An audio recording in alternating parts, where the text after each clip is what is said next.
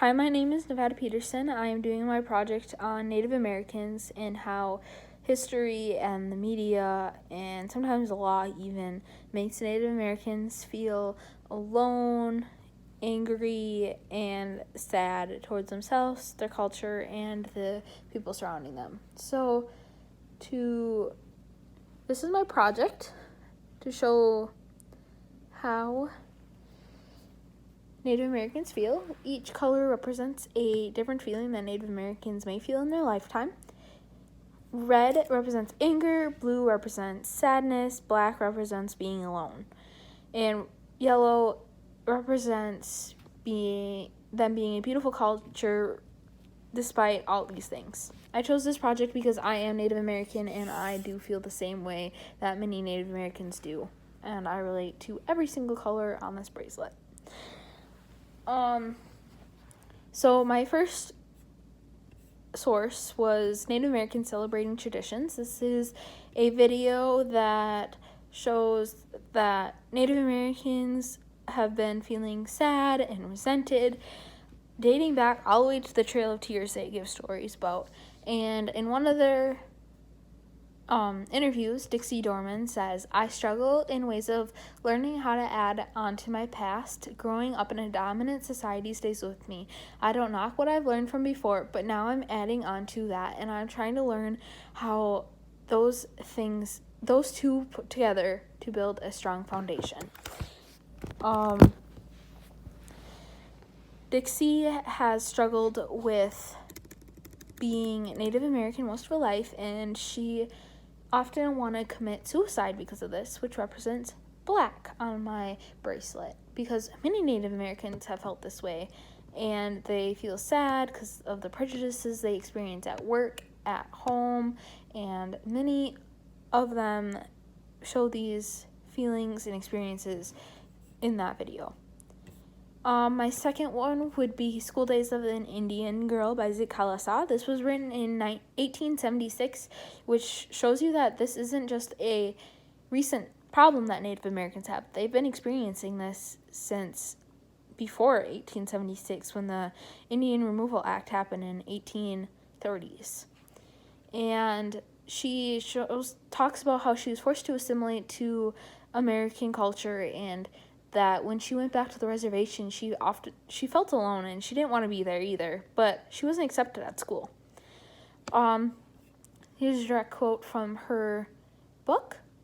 "My mother had never gone inside of a schoolhouse, and she was not capable of comforting her daughter who could read and write. Even nature seemed to have no place for me. I was neither a wee girl nor a tall one, neither a wild Indian or a tame one." She felt like she no longer had a home on the reservation, but she also didn't have a home in school.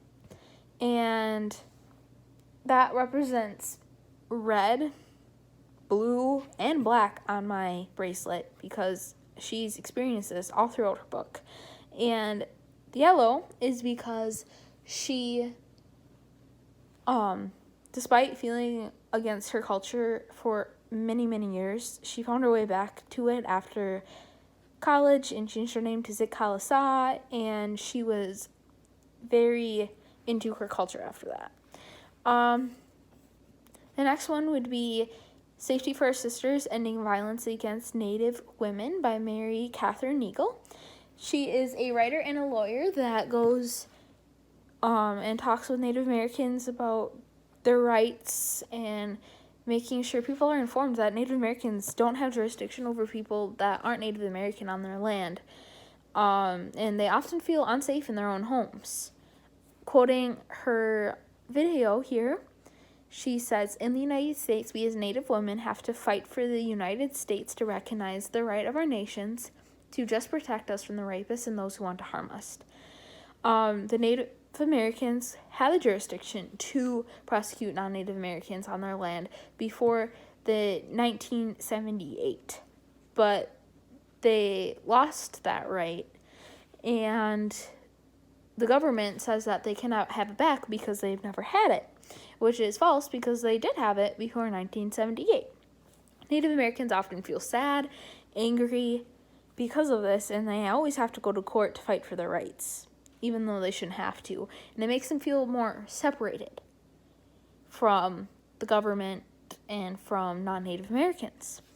I've lived on a reservation my entire life, and that's kind of scary to me. I did not know that until my first scholarly peer-reviewed essay would be The Reciprocity and the Nation Building in Native Women's Doctoral Education by Heather Shotton. It is about Native Americans going more into college, and she interviewed 8 Native American women who have their doctoral degree and asked them why, and all of their answers were similar. They all answered that they got it for their family, for their reservation, and to be someone that Native American people can look up to and will hopefully inspire them to go to college as well. And they also decided to get their doctoral degree because they noticed that Native Americans do not have as much representation in literature as they should have, so they decided to change that. Lynn Ballou, one of the women, said the overall experience of the women was characterized by the sense of being different, and the sense of being different was categorized into 3 areas: being identified as different by others, encountering stereotypes and assumptions about being Indian, and the struggle to reconcile 2 worlds, Indian and non-Indian world.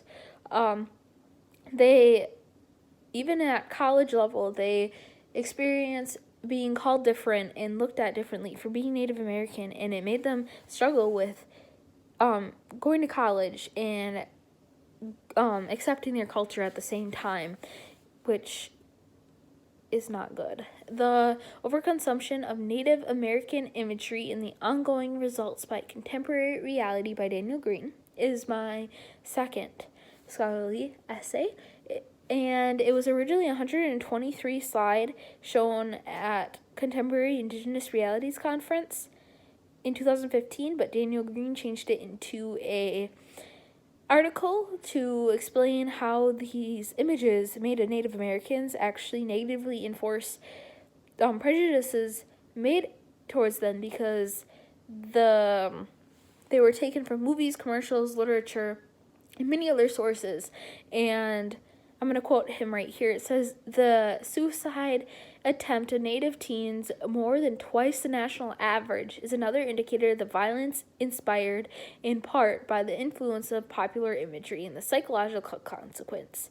These pictures date back to the 1880s, and not many things have changed since then because these images are still created, and Native Americans look at it and feel made fun of and ridiculed for who they are, and they feel like they cannot express their heritage, and that makes them sad." My last one is The Guardians of Indian Image, Controlling Representation of Indigenous Cultures in Television by Monica Butler. This goes in depth about how Native Americans are misinterpreted in television shows, movies, and radio stations.